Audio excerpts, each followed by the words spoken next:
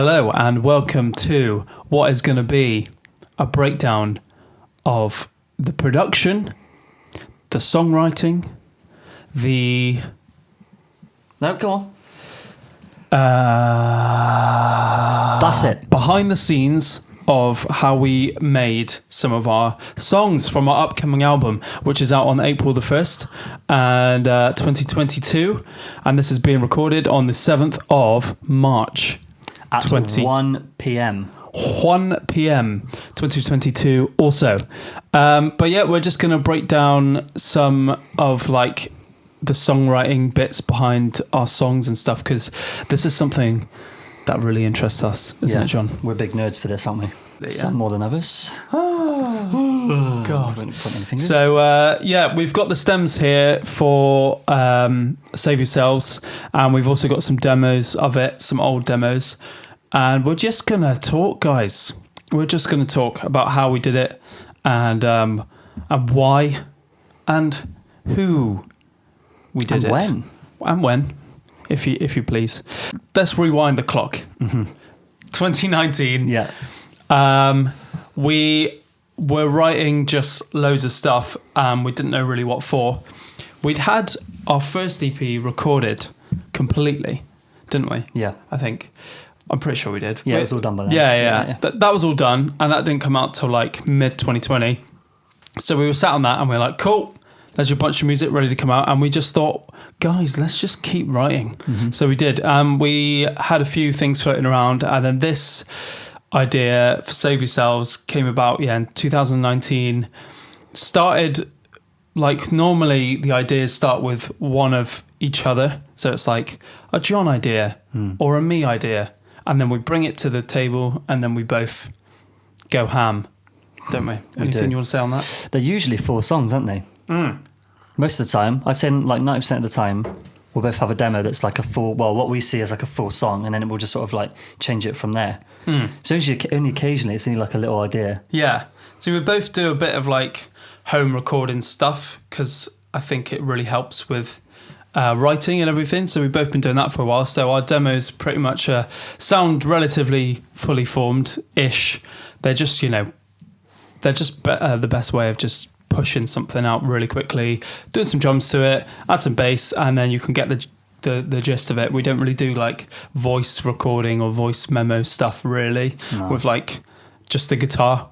All our ideas have pretty much like full production-ish on them, so like synths and stuff and backing vocals. So this was this started off with as a me idea, Jakey idea. I just knew I wanted to do something like bouncy and fun and poppy, and because we'd had the EP written and we were just thinking, how can we progress on that? So we thought, let's do a bouncy riff, because all of our riffs in the sort of EP, the first EP, were like relatively like big and blocky and heavy and destructive. So let's write one which is sort of like a bit brighter, a bit poppier. So it started off with this as the demo, and the riff it completely changed since then, but this was the riff at the time. I couldn't find like the first ever demo for this at all anywhere on one of my hard drives, but this is the demo, which was you sort of getting your hands on it. We'll play it.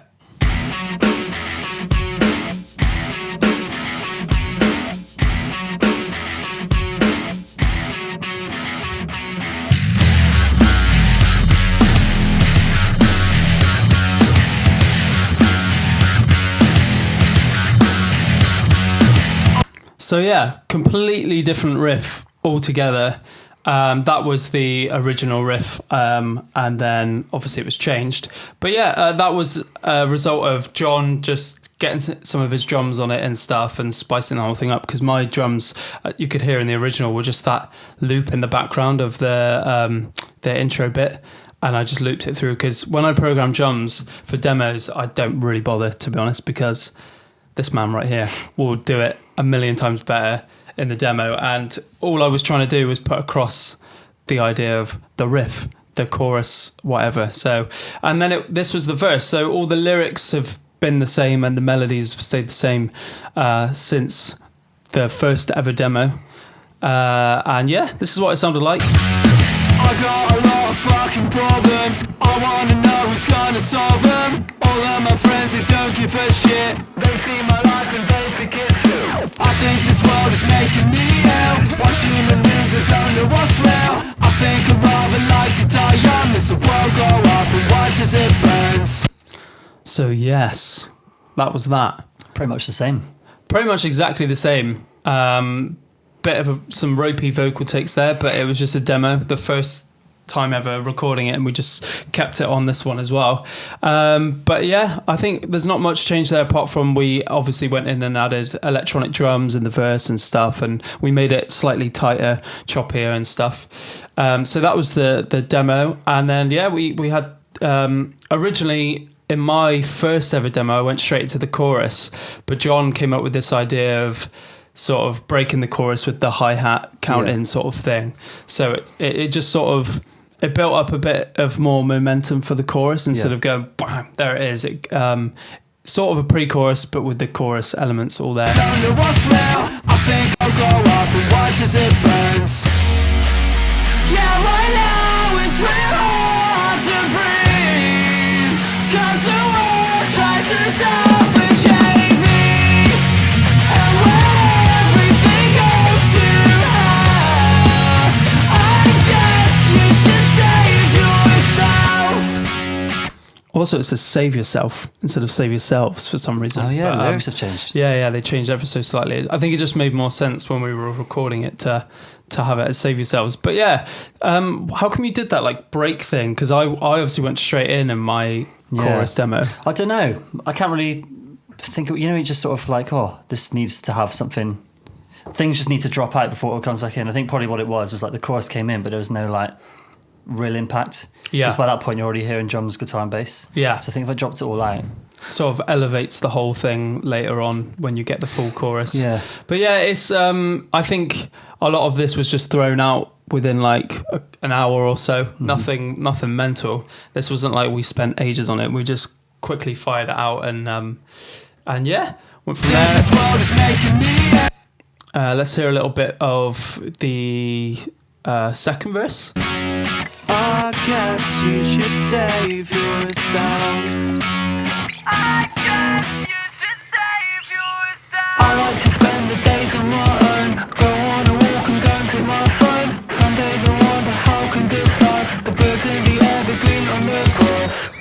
Your problems all up in my head. Not much point trying to solve them, 'cause we're almost dead. For some reason we had a woo in You there. can tell it's a demo. Yeah. Get the woos in and then like, right, get them out. Yeah. About a year or so later, when you actually come to record it, it's like, what were you thinking there? But all the elements are there, like all the really sacked, rich harmonies in the verse, in the second verse there, and like that little break as well. It's not really much changed. I think the main thing we didn't have in this demo was the middle eight sort of chorus breakdown with the acoustic guitar and stuff, and we had this like filler section. I think we weren't sure what we were going to do, so you just chucked in this. I think it just was like, Like, whatever. yeah. It's like, well, this will be the length of the bridge, so let's put something in there to fill the gap. Yeah. Because it's pretty much the same length as the I think it chorus is, yeah. breakdown.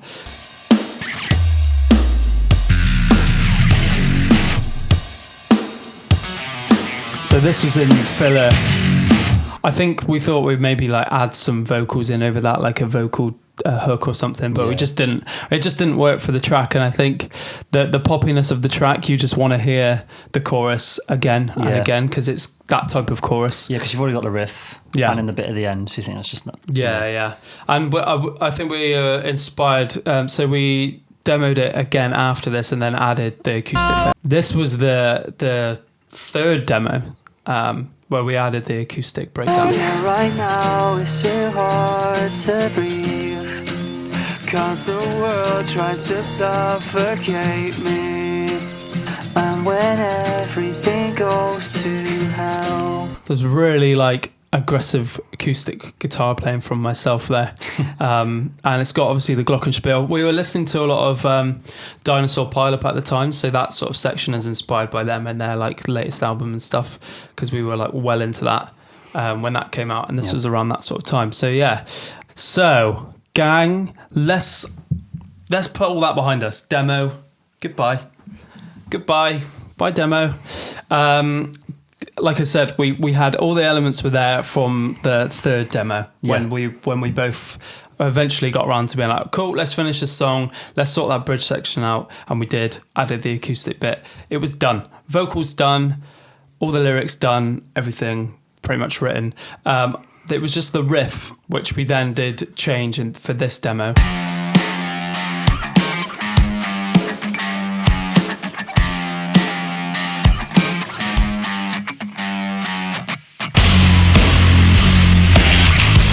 It's a bit of a ropey demo, that, but I think it was just fired out real quick. Played differently as well. I didn't realise that. But that was when we came to realise that the original riff we had was already a song.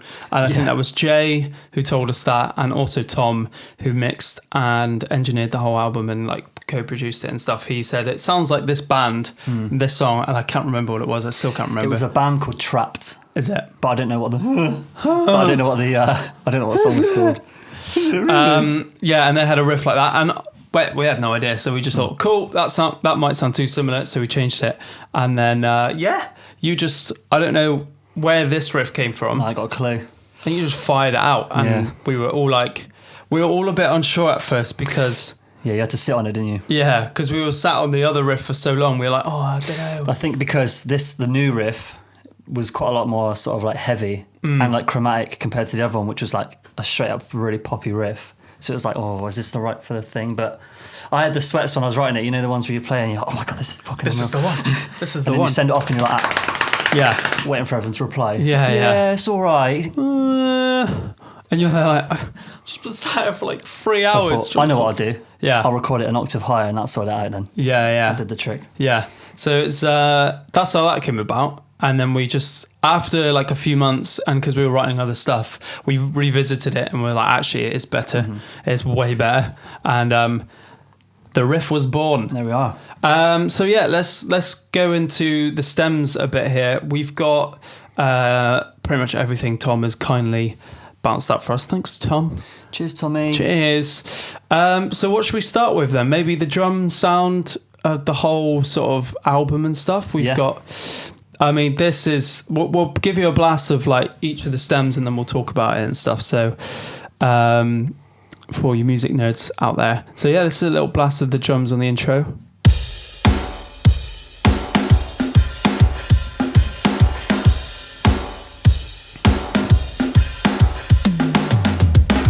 That's then doubled with like shakers and stuff and tambourine or whatever to give it a bit more drive.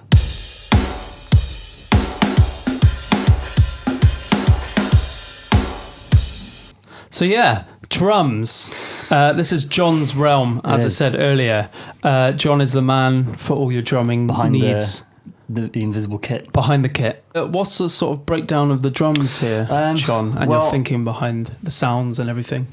Well, when we did the EP before with By the Way I Adore You and People You Love and on that, we came up with a drum sound that we just really liked. Because it was kind of like acoustic sounding, but a little bit electronic as well, which kind of fit what we wanted to do. Because we didn't want to be like a rock band, just guitar, drums, bass. But it kind of is that sort of song. So I was like, well, I'll do all the processing on the kit to make it sound like half electronic, which I think worked out quite well. I think that's definitely achieved. Like, it's real enough sounding so that it could be played by an actual drummer live, which is really important. But then it's so synthetic in the sounds of the punch behind everything. Like everything. And it's not like you've just gone in and gone velocity, bang. That's not giving it punch. That's not what's giving it punch at all. It's the actual source sounds of like the kicks and the snares. And then your processing obviously mixed with Tom's insane processing as well, because he is like... Yeah, he just sort of cleaned them up. When I listened to the drums that I did without Tom's processing, they're like really kind of like boomy. But he just sort of cleaned it all up. Cleans it up and then gives it that just little bit extra, which makes it sound so polished and stuff. But they sound great. I think one thing that I really like is the snare sound. It cracks enough, but then it's also like tuned quite highly, isn't it? Yeah. For which I always love a high tune snare. Yeah, I don't get on with low tune ones. So, but yeah, they sound great. And also another thing, there's a little like tom hits at the end. And one thing I like about our toms is that you've got them quite high tuned. Basically just like higher kick drums instead of like boom. There is one on there, but for the most part, yeah, I kept to like the really high ones. Yeah, that adds to the poppy element for me, to be honest. Yeah, that does. And then going into the verse, we had a groove for what the kit would do in the verse, but we didn't have any sounds at all. And then we were playing around with some stuff, and then we went away recording twice actually, and then the first time we came away with like a rough drum sound, and then we went away the second time we revisited this electric kit sound, and I borrowed some of your samples. Yep. Like there's this thing on Alchemy called Mouth Noises, which is really cool for like the breaths and stuff in the hits, and that sounds really cool. But then I pretty much, the loop was the same, the groove was the same from what it was originally, but I just went in and then added like a kick and a snare, and then took some of your toppers and like Mouth Noises stuff. So that's what this sounds like.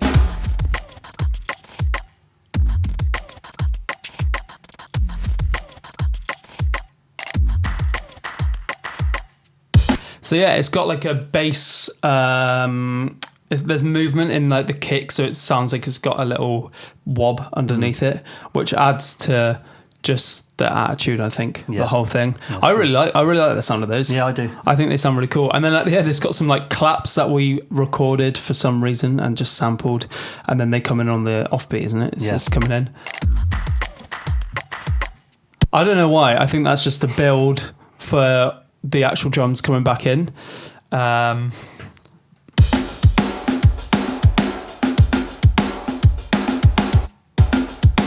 We've cut them up there to have that gap for the but yeah, that's what that sound like in the verse. And then we've got the guitars are chopped up and looped, sound like this.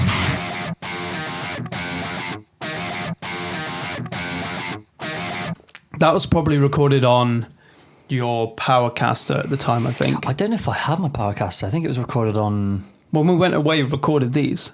Oh yeah, no, it did. Yeah, it would have been. Yeah, it would have been. Not on your...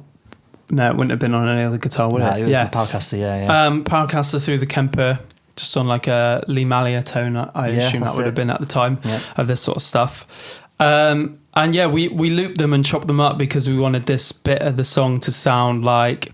We could have gone from the riff straight into more bandy led things, but we wanted it to sound completely different, so we just sort of looped the guitars, gave it a drum sort of machine sample thing, so it gave it this electronic feel. And I've said before, but like a reference for this verse, I want like the instrumental wanted it to be a bit like Beastie Boys in a way, where they would like, I don't know, just really, it sort of feels rocky even though it's like hip hoppy and like loops and stuff. It's got that rocky feel to it.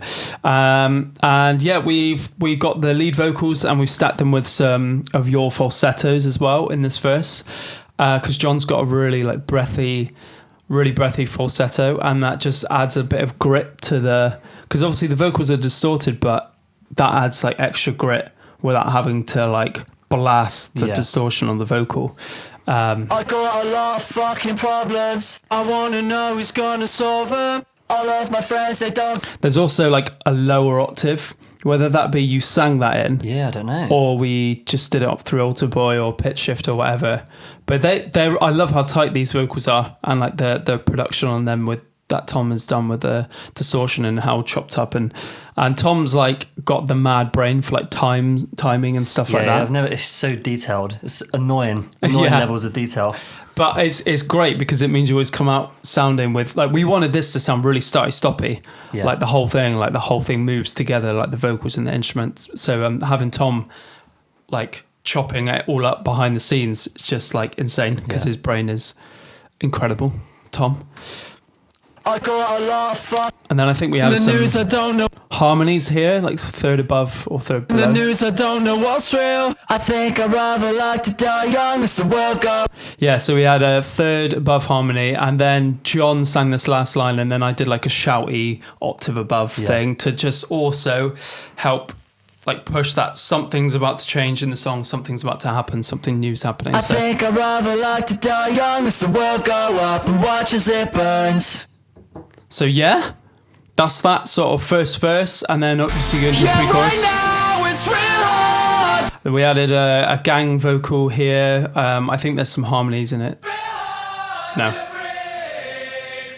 Really squashed there because you've got the dry for the first line, and then it just opens it up more, having a gang some places vocal. just feels right to have them. Yeah. Yeah, right now it's real hard to breathe. We've got some one thing I really love doing is really hard tuning our like harmonies and backing vocals Yeah. and stuff. So the lead vocal can be tuned, but not as much as the backing vocals, and having them really tuned just adds the poppy production, the brighter production, the more polished sort of thing, which we absolutely love. So let's hear those. Hard to breathe, 'cause the world tries to suffocate me. And when That's everything you. That's me. goes to hell, I guess you should save yourselves. They're so aggressive as well. Like the distortion on them is absolutely mad as well on that. But they're just enclosed around your like left and right ear and stuff, and it's just like sounds massive. So another thing for this section that we talked about before, but we like to add a lot of like risers and diffusers, whether that be like white noise stuff or reverse cymbal washes or whatever. Just any track of ours is peppered with those, isn't I it? think whenever we do anything rocky, we sort of like balance it out with something that's really like poppy or electronic in a way. It's like a lot of our impacts, I say impacts, but a lot of them are like, white noises and stuff like that. We don't use any like subs or anything. Yeah, we do that on every single song. We have like white noise risers or whatever. I think it's just it's a thing that I've been doing for a while, which I just got from like EDM and pop stuff, just to help build. And then also when you diffuse, it's sort of like when you put them in your biggest impacts of the song, it just elevates it even further than you thought it could be. Yeah. You think you could have this song with just the drums and the guitars and the bass, and the impact will still sound big, but this just like having little things like that just push it. Yeah, it's a little detail. It goes a long way though. Yeah, definitely. Sure. What do they I know they like are supposed to like fill all these frequencies. I think it's just like, well, it's obviously white noise, but like it fills the stereo. Yeah. See, With guys, the we word. might know what we're talking about. If we don't, then let us know. It just feels that. Yeah, There, just- man. You know what I mean? I thought that they just filled the frequencies. Like I thought that they were supposed to fill like all frequencies. Like You or could be just- right. You could be right. Yeah, you know what I mean? Or like those ones that the guitars won't fill, the cymbals won't fill, whatever. Yeah. But we just add them everywhere, and they're sick. I love them. It's nice. I've never stopped I've doing them. stolen it off of you. I put them in like even like heavy bits. We've stolen a lot of stuff off each other, you know. We have, actually, I think, haven't we? I think stealing is a wrong word to use. Learnt. I'd consider it. Learning. Yeah, Theft. Yeah. Riser theft. I've ripped you off several occasions. Oh, that one's got That would have been a you thing. a bit of a low squeal in it. That one. Oh, I didn't actually know that was in there. No, I didn't. That's got to be you. That might have been a mistake. Yeah. See what I mean? They're like, It's just constant. yeah, they're just everywhere. So yeah, that's another thing that we like to do in our songs and stuff, is just add those in. I think on this one as well, in the second verse, there's like a sound effect of a can cracking and then pouring, which I chucked in the original demo, because when I was writing the song originally, like lyrically and the melodies and stuff, I thought I'd imagined someone sat on a deck chair. I've said this before, you know, but apocalypse behind them, and then they're sat on a deck chair, sunglasses on, little cocktail or whatever, or a can of something alcoholic, gin. Or no alcohol, but a can they pour, and they're just sort of like, yeah, fuck all that, and then they pour that. So that's in this song. After the first chorus, we've got this little crack, and then a pour. It's a long pour as well. A very long pour. Big glass. And for those of you that didn't hear that properly, this is the pour and the crack.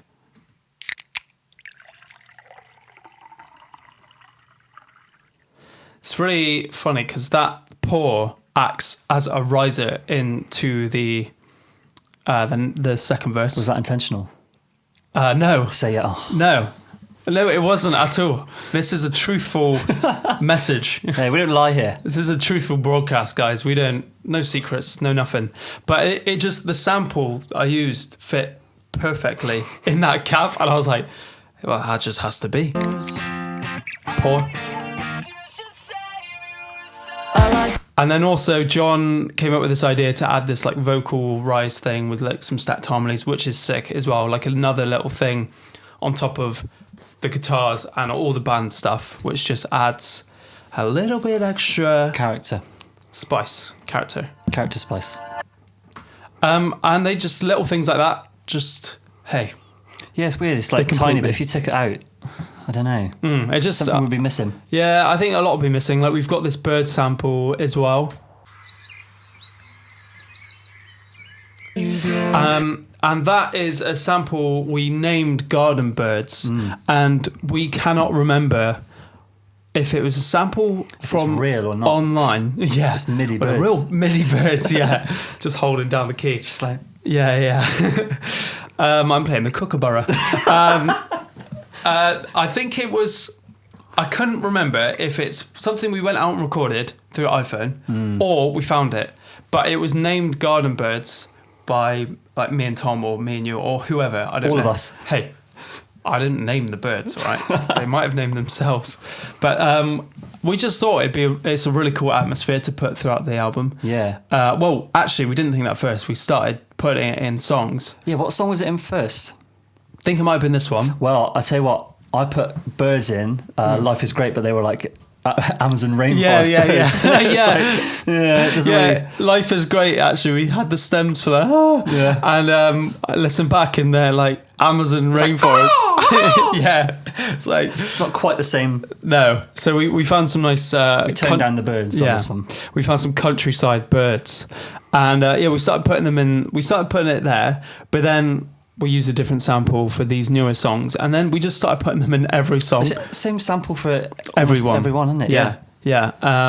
So if you're listening to the album, if you're listening to this after the album and you heard the birds, let us know with a bird emoji. Yeah. In the comments. They're hidden all over the album. Yeah, they're literally everywhere, and I cannot explain why. There's no reason really behind it. No, it's not it's not a concept or anything. It's just not like an arty concept. It's like a production thing to add a bit of nice atmosphere, and I think it adds like that feeling. Yeah, to our songs. That's a good way to explain it, actually. So that's nice. Yeah, because there's nothing better than Garden Birds. Next time it's going to be the sound of people screaming. Yeah, terrified. Yeah. My legs. But yeah, we just put that in all our songs, and it just, guys, it adds atmosphere, character. Yeah, I'm talking character, talking atmosphere, talking. He knows, but he won't say. Which is fine. I won't say the word. No. And yeah, that's that. So guys, we're going to keep on going through the song here. Stay with us, because this is fun. Okay? For us. This is fun. Yeah. Isn't it? If you're watching this and you're thinking, this is a bit boring, it's not. It's not. Fine. It's good. In your head. What do you want to look at next? Do you want to look at some guitars? Yeah, we could do. Quite interesting. Go to the Let's go bass. Let's do bass. yeah, let's look at guitar. See what we can do. Let's look at bass. Yeah. Can I just stop you there? Let's do bass. So bass, and with this track as well was another thing we started doing first, because this song came before like a lot of other songs on the album. This was like the first one we ever wrote for the album. We didn't know we were doing that at the time. No, but here we are. So what we started doing was we started adding a synth bass on top of our bass guitars. Yeah. Because, guys, we're a modern band. We're trying to keep up with the world. Yeah. And we've heard that synth bass is the way to do it. Yeah. A little birdie told me, not the birdie from this song, but it told me that synth bass is the way forward. That's not what happened, was it? We just thought, we need more oomph in this bass sound. Fuck it. So we thought, we like programming. Yeah. We love synths. And MIDI. And finding sounds on the keyboard. Yeah. So we thought, let's chuck in a synth bass. And here it is. We'll give you a little blast of the synth bass from Save Yourselves. I think this is going to be the riff.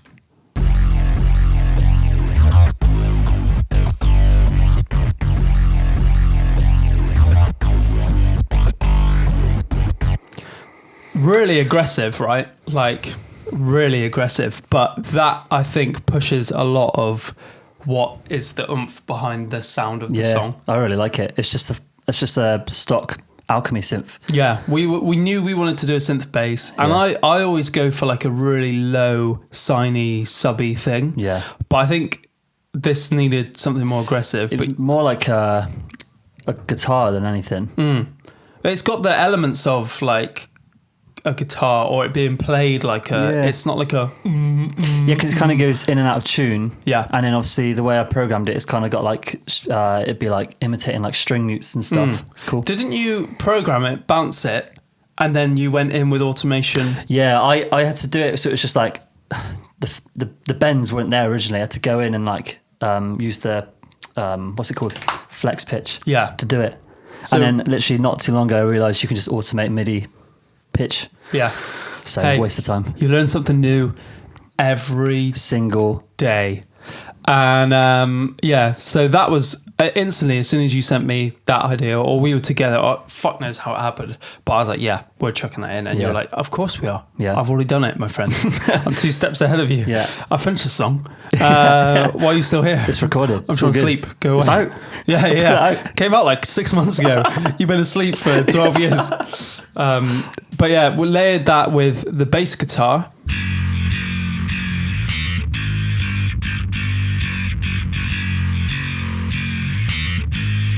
So that's the bass guitar. That was recorded on your... It was like a cheap 200 quid Ibanez bass that I got about 15 years ago. See, the thing is, when we went away to record, it was quite nice because we were in a house and we weren't like pressured to finish at any time of day No. or anything. So we had a bit of time to like just have a play. Yeah. You know, so we had the Kemper, we had Axe FX, we had a couple of basses. I think we had Tom's bass. I don't It know was who like we a did. little Mustang thing. Yeah, wasn't it? yeah. We had my Fender bass, which I thought would be, this might be the go-to here because I've done up the pickups and the bridge and stuff, and it'll sound good. But no, you brought your bass, and it was just perfect for this. Yeah, I don't get on with the P bass sound, and for some reason, Honky. Yeah, it's just I don't know. I think it's quite honky. It's quite hollowy, honky at times, no matter what you. I think it's like I don't know because I'm obviously grew up with metal. My idea of a good bass tone is slightly different to yours. Yeah. But I was like, let's use the Ibanez into the Kemper. Yeah, yeah. So I had been playing around with this bass sound for like a few weeks before we went away, Yeah. trying to get something good for like the new live stuff and the new whatever recordings. And I was watching this video of Nolly playing bass, and I was just trying to sort of really roughly tone match. And so playing around with all like the sort of shaping of stuff with the EQ on the Kemper. And yeah, it just came out with that. Like it was just a variation of what I'd been using before. Yeah. With I think some dark glass stuff. I think some Mark bass might be. I can't remember exactly what it is. Yeah, I think it was like a Mark bass thing. But it sounds amazing. Like it sounded really good. It sounded good through the Fender. But then we tried your bass through that tone, and it was just like instantly like, Unreal, yeah. fuck, that's insane. Yeah. So that became, for all our like stuff with riffs, all our rockier stuff, that was the sound, wasn't it, really? The Fender we did use for like some tracks on the album, but no, it just wasn't right for this. It just didn't have the oomph. It was quite that Ibanez is like quite clangy as well. Loads of high into it. I don't know, it's just nice. And the percussion and clanginess of it just adds to the aggression behind like the drums and everything else. So yeah, this was the bass guitar and the synth bass together as one. Mm-hmm.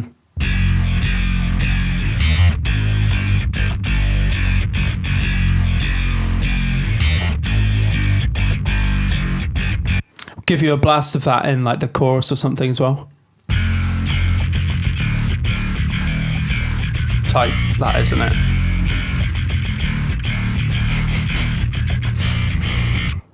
So yeah, I mean, it doesn't follow every single line. I think there's a bit here without the synth bass.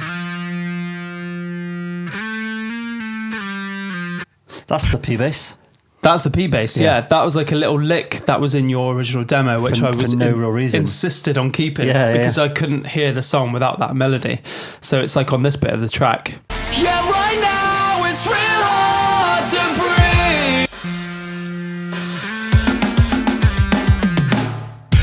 It did originally resolve, but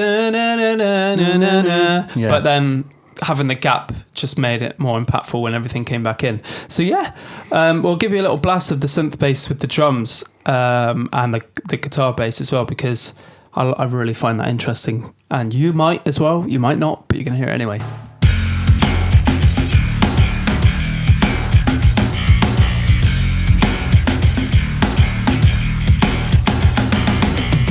So yeah, pretty fucking solid like rhythm section there to start off of, and everything else could just fall in place on top of that. Let's go to guitars.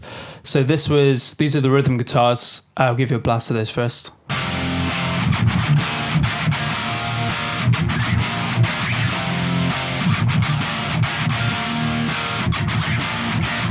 Really like gritty and really shiny, really gated as well.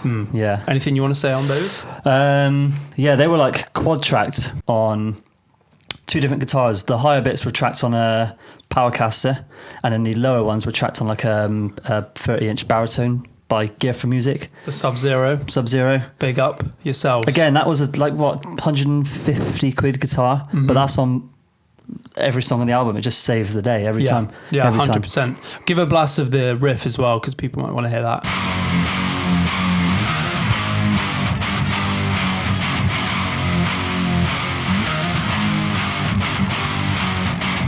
I love the way they're not all moving perfectly in time. Yeah, they're all slightly out of tune. And that was like a choice, because it just means they sort of, after the bends, it all sort of collapses around you in a way. All like the little fret noises or all like the little pick noises, it collapses around you because they're all hitting at different times. If we wanted to line them up perfectly, I think it would just sound too not human. Yeah, it'd be a bit like, it'd sound too MIDI then.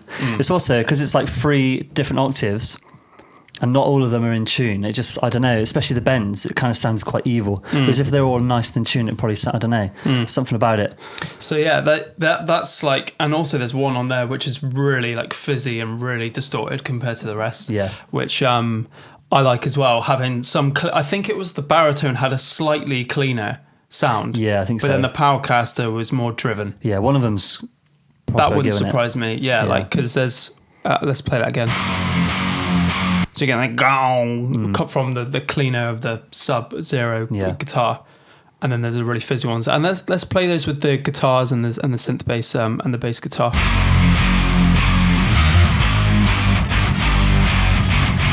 So the synth bass really kicks through there, doesn't it? Yeah. Actually, I thought we were using it more as like I thought we were going to be using it more as like an underlayer for the guitar bass, but actually, it just adds to that poppiness. Cool. And in the chorus we've got like a lead guitar line with like harmonics and stuff like that, so we just added that's what I call them, harmonics, where you do that shape. Yeah, like drones type thing. Let's play those.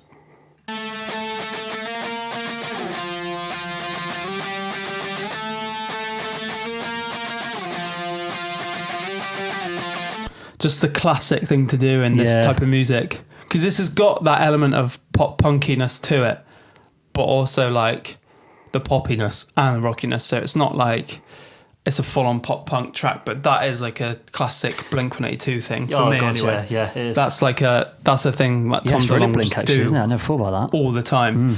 But those were in like, I had that sort of sound in my original demo, because it just adds loads of like harmony. Yeah. Do you know what I mean? Yeah.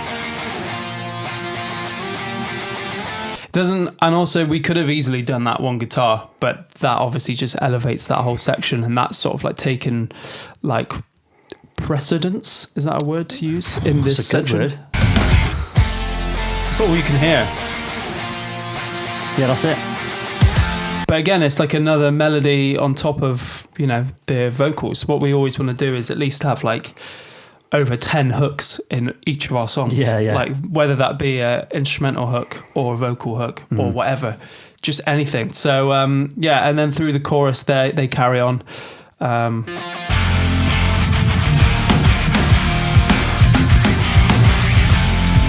So yeah, they sound great. I think they sound amazing. Yeah. And there's also post-chorus after the second verse. There's another guitar layer that comes in. It's this. I'll play it on its own.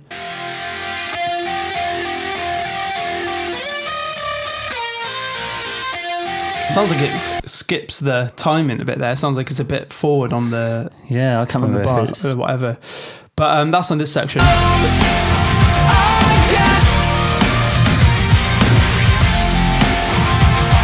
And that was something we didn't add until we were recording, wasn't it? I think that was just chucked in, yeah. Yeah. Because it needed something to like, as like a chorus repeat, you kind of want to add something extra to it.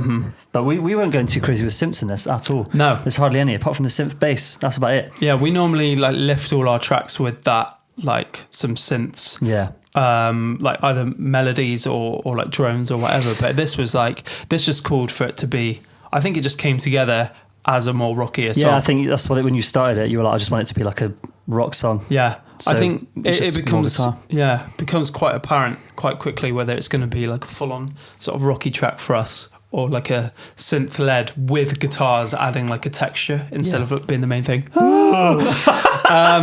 So yeah, this is a post-chorus, and obviously we've given you everything for the second chorus here when it comes in. Like we've given you all the elements you've heard so far. But after the post-chorus, like, how do you lift that more? Yeah. So we added that very chorusy, shiny lead guitar, and that was added in as we were recording.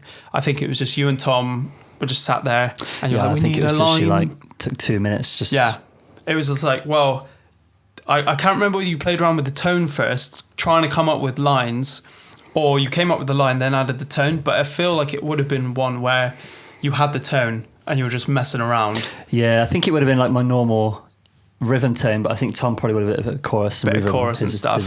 Yeah, but that line like lifts the whole thing, because guitar wise it's all quite chordy here, chugging, but you've got the harmonics, and then it's like, how do you lift?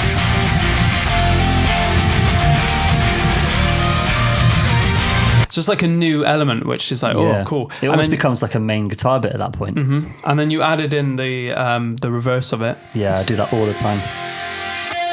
Like the swell, which I love doing as well. So I learned that from you, to add more swells when a new thing's coming in. Yeah, otherwise it's a bit too like. Whereas if you can hear it coming in quietly, you kind of want it to land, but if it just comes in, it can be a bit of a shock. Yeah, so we added that line, and there's a really cool bit where it like slows down as well. Yeah. I think it's just after this post-chorus. That was an idea of Tom's, I think. And then it speeds up again. It reminds me of Busted for some reason.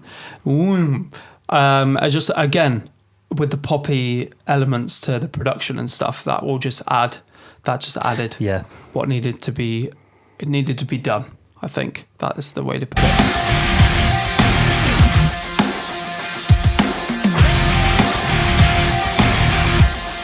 But then weirdly, it doesn't like slow down after. It just keeps. It was probably, maybe it was overkill. I don't know. I think it was a Tom suggestion, wasn't it? So he just probably put it wherever.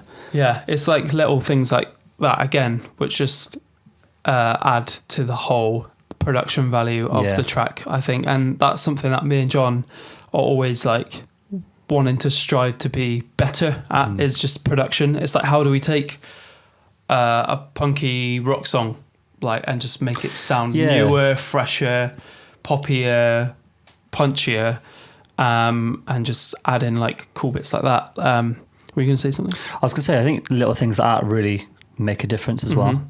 Yeah, because we also added this. I added this vocal thing in before we went away recording. I think I was like trying to play around with like some of the ideas, like how we could like play it out vocally and had any layers and stuff. And I was just like trying to, it's like peppering the track with the rises and stuff. It's like I like to do that with vocals sometimes, like whether that be ad-libs or harmonies or whatever. So I had this line, which was really cool, which comes in the same time as that leadish sort of guitar, which lifts the whole thing again. That's pretty much all it is, and it just repeats. But it adds so much, I think. Like, if you listen to the instrumental,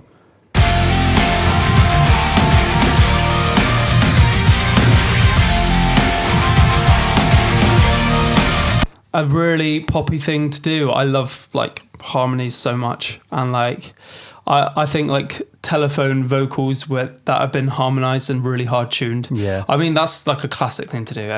People have been doing that for years. And you said it reminds you of like, it's like Pop Idol. Pop Idol, yeah. Old school. That's a huge compliment.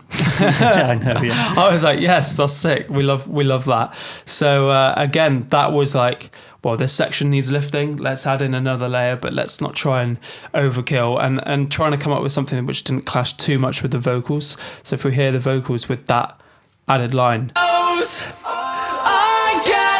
it comes in slightly before the lead line. Yeah. So it's like, oh, that sticks out. You do these things quite a lot, and they're usually always in the gaps. They'll carry on as the vocal's going, but they'll always kick in like, as there's a gap in the main vocal. I guess you should save yourselves. I guess you should save yourselves. I guess you. So yeah, that's really cool. And another thing we did was add gang vocals to all of our choruses. I think that just gives it, for me, this is what I think, but it gives me the bit of nostalgia with like rock music and heavy music, because I feel like there was a time where everyone would do like gang vocals in their songs. Yeah. It also adds like a bit more like, oh, you can sing along to it. Yeah. Do you know what I mean? Adds a bit of fun. Yeah, bit of fun. Camaraderie. Yeah, that's the word I was looking for. 100%. Yeah. Camaraderie. And it just makes it feel more inclusive and stuff. And if you get involved, come and sing. If you can't sing, that's fine. You'll hear that the gang vocals are probably not perfectly in tune either. No. Which is fine. Yeah, right now it's real hard to breathe. I stand corrected. They're perfect. They are perfect, to be fair. Yeah. So that's probably me, you, and Tom. Yeah. Just 8-tracked or whatever. Tom's amazing because he does all this stuff from like experience, but like he was like, again. And then it's like, for me and you, we've done gang vocals before, recorded our own vocals at our houses before and stuff, but we've either done 2 either side, like 2 left and right, whatever. So 2 on the left, and then 2 on the right. But Tom would like add more, and he does loads, which is great because it makes it sound huge. And when everything goes to hell. There were some instances as well where we did harmonies in some of our gang vocals as well, which also adds to the chantiness to it. So yeah, that's over the top as well, and that just makes the whole thing sound huge.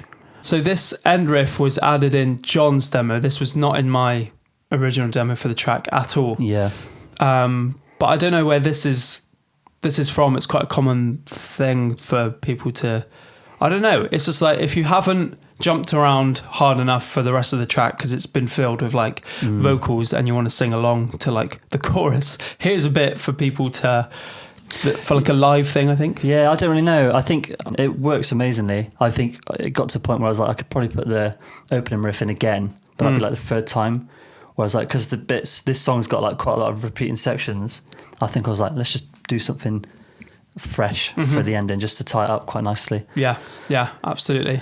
And well, this guitar was from your second ever demo of this song. Yeah, I think. Yes, we just kept it in. Yeah, we kept it. I think you couldn't recreate the sound, either didn't want to or thought it's fine. Yeah, I think a lot of stuff. When it comes to recording with us, I think it's like, because a lot of it's demoed already. Yeah. We listen to it, we go, there is no need to re-record that. Yeah, sometimes it just works that, doesn't it? We just think, that's fine. Yeah.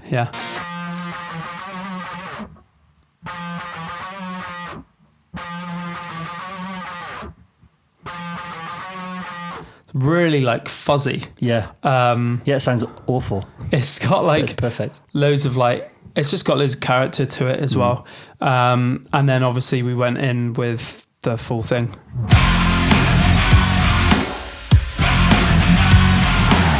Little slide in there as well. We added group vocals to this riff as well. I think for you said something about you want to sing along live. Yeah, just to make it singable. Because I think I think this was like around the idea where we started doing this with like a lot of stuff, or like demos that we've not ended up using. They've all got vocals on top of a riff to make it more like, to take the edge off it and make it more singable. I think this was like the first time we did it. Yeah, because if people live, if you don't want to jump around to the riff and like the whole thing, you can sing. Yeah. You can stand at the back and you can go la la la la la. But yeah, I think it's a cool little touch. As well, we got a bounce of this song instrumentally for some stuff, and we heard this outro and it sounded like heavier without it, and we were like, oh, should we have... Yeah, we were debating whether just getting rid of that group vocals. I am glad we've kept it, because it's just fun, isn't it? Like, I love the fun. It was too serious without, I think.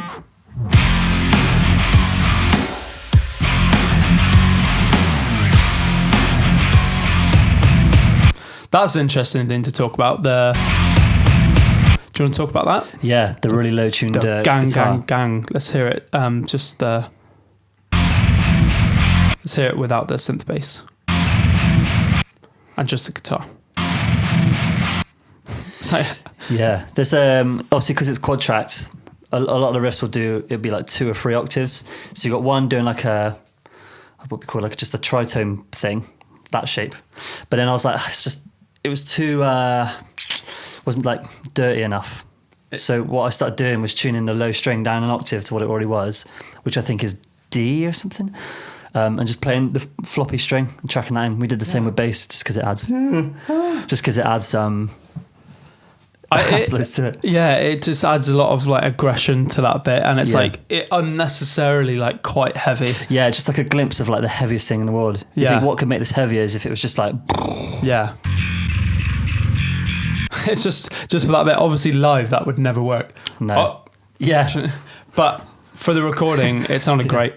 Yeah. Yeah, we've done that quite a lot since then. I think it was the first time I tried it out, and then that's just been a thing we've done. It just adds so much aggression to that outro riff there. It's like, by the way, this is heavy. Yeah. By the way, we could be slightly heavier. Yeah, with these 3 notes. Yeah. I do want to talk briefly about some of the harmonies in the second verse, because they're some of my favourite parts of this song. So in the second verse, it's like really floaty. As well, like some of the newer stuff we've been writing, really inspired by like, I don't know, Jacob Collier in a way. Yeah. Because I love his layering of his vocals and stuff, and I love like his little short bursts of like that many harmonies. Yeah. Do you know what I mean? I love doing that. So I think before we started writing this, we did say we were going to tone it down slightly, but it just never works out. Straight out the window, didn't it? Yeah, but I don't think it. I think it just adds to the depth of the production again. Yeah. And I love finding harmonies, and I love like me and John sat here like trying to think of harmonies, and I'm singing a note to you, or you're like, it usually goes like, we'll be tracking vocals, and then you'll just have the harmony like that, because you can just come up with that stuff. It takes me ages. And then you're like, all right, sing this as the harmony. It takes me like an hour to learn this new melody, whereas you can just fire it out. Yeah. Well, I appreciate you saying that. That's fine. But no, honestly. No, it's fine. Forget about it. It's fine. But let's have a blast of that a cappella, so you can hear it first. I like to spend the days on my own. Go on a walk and won't take my phone. Some days I wonder how can this last. The birds in the air, the green in the grass. Obviously they're not like mad harmonies, are they? They're not like, wow, he's doing this and such out of whatever. It's not that at all, but it's just like really angelic for that bit. It's like, well, again, it'd be weird if you just took them away. Oh yeah, 100%. It adds to the everything's dropped out for this verse, like bass. It's just like the guitar and like the drums or whatever. Yeah. So how do you fill that space without filling the low end? You add like really and yeah, angelic is the word, isn't it? Like, Yeah, I'd just say so. it's like, oh, the angels are singing to me. Oh. Don't know about that one. No, well, I mean, this is your verse, so yeah. But Yeah, yeah, I needed something there. yeah, but there's a couple of harmonies chucked in there that are really cool. I love this section, and also then it switches to my vocal, and I've got like a harmony underneath, which I came up with in the first ever demo. Just sang underneath it, but it moves. It doesn't move like a harmony. It moves like its own counter melody. I know that's kind of what harmonies are, counter melodies, just whatever, creating that, whatever. But guys, and it had a really early 2000s feel to it. I don't know why. I think that's probably just me that thinks that, but yeah, No, I agree. give that I a agree. blast. I got a lot of problems all up in my head. Not much point trying to solve them. It's the bit where the lower octave harmony glides up to the same note. For some reason, that just sounds really cool. A lot of problems all up in my head. Not much point trying to solve them. 'Cause we're almost done. Didn't know where that. I forgot about I that. did as well. That was a Tom Corey addition to there. I think we wanted to do something with like a game sound effect thing in this bit. Yeah. To be like game over type thing, but I think that's just a bit whatever. Bit That was too probably much. a bad idea. Thinking about it now, Well, I'm glad we didn't do it because Yeah. the song would have been yeah, shit. would have ruined it for me. But yeah, Tom just sort of threw the vocal through Alter Boy and then just fucked it up a bit and made it sound all glitchy. But it sounds cool. And yeah, harmonies, guys. Don't stop doing them, is what I say. That's This your guy thing. right here. This guy right here. This motherfucking guy right here. So yeah, that is pretty much everything we want to talk about on Save Yourselves, I'd say. It came together over a long time. Like, Yeah, it didn't take ages to write in a way. It was like we were struggling with bits, but it was just like, it was just changing from the moment you had the first demo up until literally like the day we finished recording it. But I guess that's how things go anyway. But yeah. it was changing loads. Yeah, it wasn't like we didn't really. There was no bits we really struggled. Guys, me and John are going through puberty. I don't know if you could tell. He didn't have that beard 2 days ago. No, I went But he does now.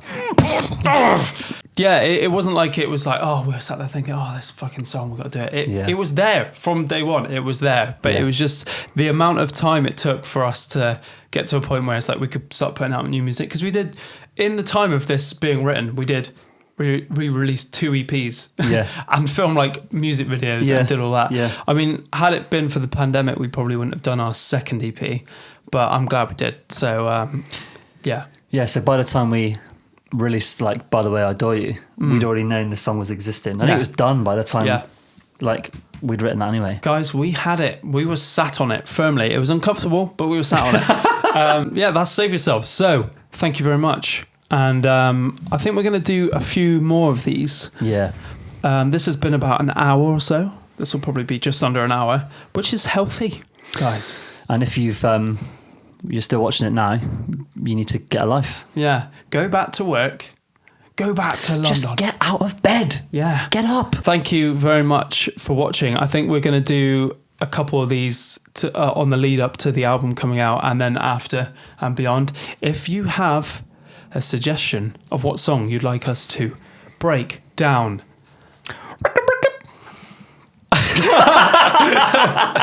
then drop a comment down below. What is up, guys? Anything else to add, John, to this outro? No. Applaud yourself.